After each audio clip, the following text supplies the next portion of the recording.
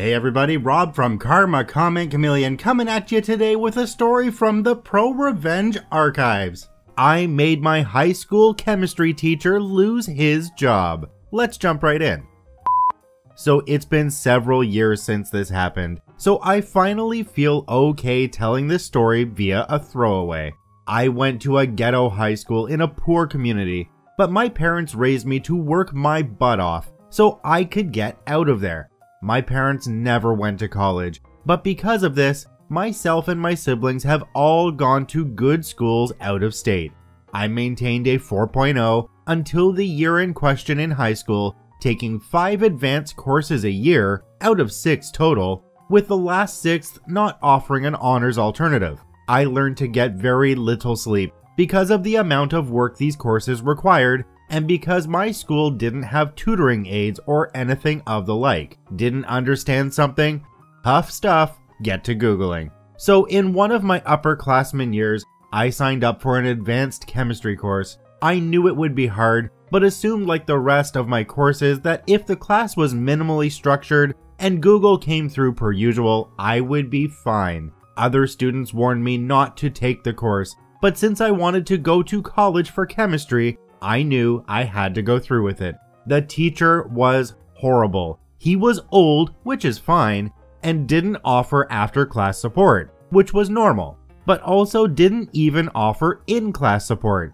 His answer to even basic questions was, "You should understand that, talk to me about it later," but later never came. He didn't offer lunch hours, didn't offer after-school hours, and in class would just put up the answers, which were already available online and in the back of the book. My family didn't have fancy tutor money, and none were readily available in my community anyways. I studied my butt off, but when the first test came back, I had a D- with no notes to even understand what I had done wrong.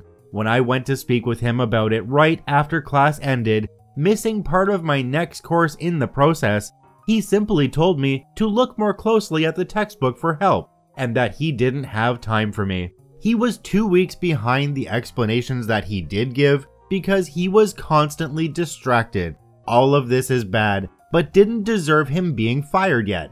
What did was when he got dangerous. In an experiment working with hydrochloric acid, a plug held the concentrated stuff in a tube with some magnesium and reacted to form hydrogen bubbles. Well, one of the other students in my group didn't plug the thing properly, and the plug fell out, with the magnesium being stuck in the tube, now without the hydrochloric acid.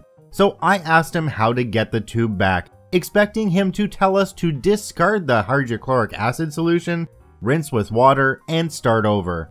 I'd read the safety section in my textbook, which had this approach to working with acids. His response? He insisted that I stick my ungloved hand in the solution and just grab the plug, and then still in the solution, plug it back in. He wouldn't even put his own hand in to do it, so my high school self thought this was an inherently bad idea. I took some more magnesium from the workbench and kept adding it to the solution until it stopped reacting, eating up all the hydrochloric acid to just leave water. And it kept getting worse. One day, he brought what he claimed were illegal fireworks into the classroom and started setting them off.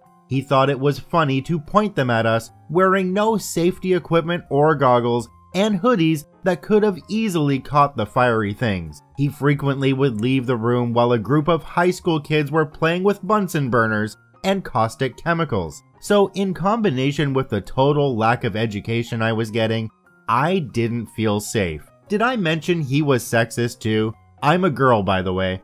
All of the boys got A's on tests with no explanations. He even lost one of the other boys' tests and straight up said in front of me and the rest of the class that we would just give him an A-, assuming that he had done well. Later on, I had asked the other student for help understanding something, and even he didn't know what was going on in the course. So I knew it was just bullcrap.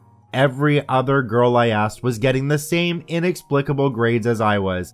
This wasn't unusual on its own either, as I lived in a very conservative area and had several sexist teachers. just usually they'd at least still grade fairly. Last contextual thing, my high school teachers union had negotiated for tenure. After coming to college, I've learned that this is a very unusual thing, and in retrospect, it's an idiotic thing. This chemistry teacher was tenured, which meant that there was basically no way to fire him. Honestly, I felt bad for the bitter old man, because after a botched surgery, he was constantly in pain. He was still teaching because he refused to retire, and he had a son going through college that he needed to pay for. But at a certain point, this was affecting my chances of getting into college. I wasn't about to let one man's issues affect prospects for the rest of my life, so I looked up recording laws for my state and found that it was a one-party consent state, meaning that I could legally record my teacher audibly as long as the campus didn't say anything against it. They had no policies, and I was one of the parties consenting. So for a month, with my grade tanking despite hours of studying and 3 study books on the course, I recorded him. I recorded his fireworks, his lambasting female students, his crying in the back chemical storage room leaving us unsupervised. I recorded the 3 times he had left campus inexplicably, leaving the front office to send a last-minute substitute to open the door and let us in. You know, the 15 minutes and I'm legally allowed to leave meme? That was a constant joke from my class. And then I made a throwaway Gmail to make a throwaway Dropbox account, big at the time. I uploaded everything and emailed it to my superintendent with the ultimatum that if something wasn't done, I would email the recordings to the local news, and that I really didn't want to do that. Within a day, I heard back, with her assuring me that I wouldn't be punished for ratting him out. My parents, her, and myself met. We went over my grades, my unmarked tests and homework, and the videos. They asked me first to talk over my concerns with the teacher, and I said I was uncomfortable with that, given his treatment of female students. The superintendent said she wouldn't tell the teacher who had submitted the evidence, but that they needed to speak with him about the concerns to hear his side of the story. My parents and I said that was completely reasonable, as long as my name was never mentioned. The next day, the teacher said he needed to speak with me after class alone. I told him I couldn't, as I had another course after that, and he said that it was important. I turned my phone's recorder again right before the class ended, and as I was packing up, he approached me. Due to the shape of the classroom, I was literally backed into a corner and would have had to push this man to the side to get out. He then started saying that one of the students in the course had brought unfounded concerns and lies to the administration about what was going on in the course, and that he knew we hadn't always gotten along well, but that he hoped I wouldn't have done that to him. I lied through my teeth and said that I didn't know what he was talking about, that he was making me uncomfortable by blocking my access to the door, and that I was late for my next class. He didn't even deny what I was saying, just said that since I clearly had a problem with him, he'd be willing to stay after class to help me specifically, since it seemed like I was struggling so much. After that, I told him I really needed to get to my next course, and he finally moved. I emailed the superintendent that recording during my next course and CC'd my parents. My parents were furious. The superintendent was mad too, because while my parents were poor, they dressed up nicely. My mom was an expert in bluffing about getting a lawyer that we totally couldn't afford. So a liability lawsuit was probably ringing through the lady's mind. Since the district couldn't fire him, he was put on immediate permanent medical leave, while the district was still paying his full pay. They gave us one unqualified substitute after another.